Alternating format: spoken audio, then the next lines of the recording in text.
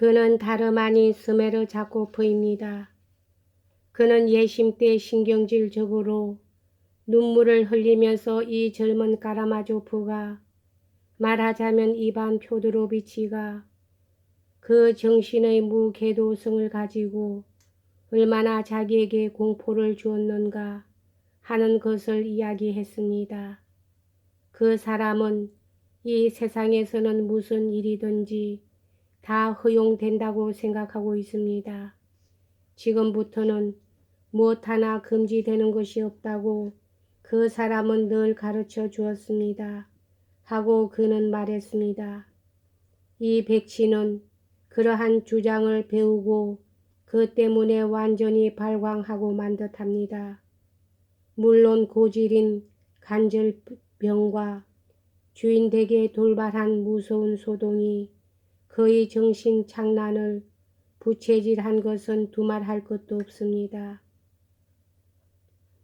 그런데 이 백치는 아주 흥미있는 말을 했습니다.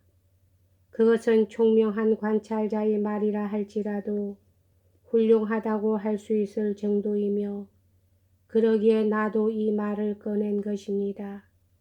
다름이 아니라 세 아들 중에서 그 성질로 보아 표도로 파블로비치와 제일 닮은 것은 저 이반입니다. 하고 그는 나한테 말했습니다.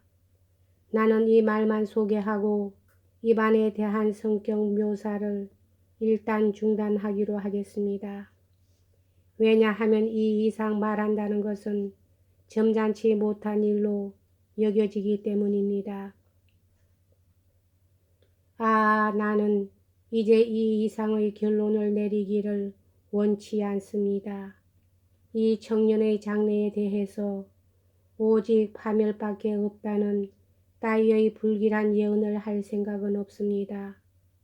본능적인 정의의 힘이 지금도 그의 젊은 마음속에 살아있어서 혈족적인 사랑의 감정이 불신이나 냉소적인 생활 태도에 의해서 말살되지 않았다는 것을 우리는 오늘 이 자리에서 이 법정에서 확인했습니다. 이 불신이나 냉소적인 태도는 참된 쓰라린 사색의 결과라기보다는 오히려 부친한테서 유전된 것입니다. 다음엔 셋째 아들에 대해서입니다만 그는 또 경건하고 겸손한 청년으로 형의 어둡고 불안한 인생과는 전혀 같고 있지 않습니다. 그는 이른바 민족적 본원이라기보다 오히려 우리나라의 사상적 지식 계급에 속하는 이론가들 사이에서 이와 같이 기묘한 명칭이 부여되고 있는 것에 합치하려 하고 있습니다.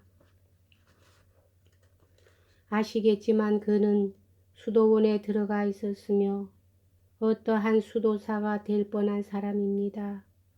그의 마음속에는 무의식적이긴 하겠지만 일찍부터 그 급약한 절망이 나타난 것으로 보입니다. 오늘날의 슬픈 우리나라 사회에 있어서는 냉소적인 태도와 그 부패적 영향을 두려워하여 일체의 죄악을 유럽 문명에 전가하는 오류에 빠져 이 급박한 절망에서 헤어나지 못하고 그들의 이른바 어머니인 대지로 달려가는 사람이 많은 것입니다. 다시 말해서 환상의 그림자에 놀란 어린아이가 어머니의 품 안에 몸을 내맡기듯 그들은 어머니인 대지에 안기려 하고 있는 것입니다.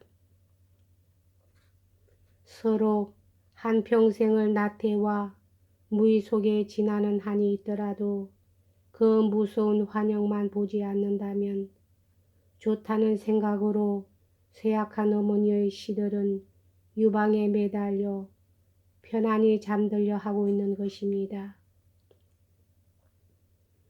내 개인으로서는 선량하고 천재적인 이 청년이 모든 행복을 누리기를 바랍니다. 나는 그의 싱싱한 이상주의와 민족의 본원에 대한 그 동경이 나중에 가서 세상에서 흔히 보듯이 정신적인 면에서는 암흑의 신비주의에 빠지지 않도록 또 정치적인 면에 있어서는 맹목적 사이비 애국주의자로 빗나가지 않게 되기를 바랍니다. 이 두 가지 요소는 그의 형을 괴롭히고 있는 유럽 문명, 희생 없이 손에 넣고 또한 곡해되고 있는 유럽 문명, 여기서 생기는 너무 이런 태폐보다 더 한층 위험한 것입니다. 사이비 애국주의와 신비주의에 대해서 다시 두세 군데서 박수가 일어났다. 히폴리트는 이제 완전히 열중해 있었다. 그러나 그의 연설은 약간 이 사건에 적절하지 않을 뿐 아니라 줄거리가 매우 모호했다. 그러나 사회에 대한 증오심이 불타고 있는 폐병 환자인 그는 하다못해 평생에 한 번이라도 하고 싶은 말을 실컷 하고 싶어 못 견디었던 것이다. 그 후 이 도시에 떠돈 소문을 들어보면 히폴리트는 언젠가 한두 번 여러 사람 앞에서 이반과 논쟁하다가 궁지에 몰린 일을 잊지 않고 이런 때 복수해 주자는 점잖지 못한 감정에 사로잡혀 이반의 성격 묘사를 들고 나온 것이 틀림없다는 것이었다. 그러나 그러한 단정이 옳은지 그른지 필자는 알지 못한다. 아무튼 이것은 아직 서론에 불과하며 이었고 연설은 차츰 사건의 본질에 접근해갔다. 그러나 이제 현대적인 집안의 가장인 표도로의 장남으로 이야기를 돌려야 하겠습니다. 하고 히폴리트는 계속했다.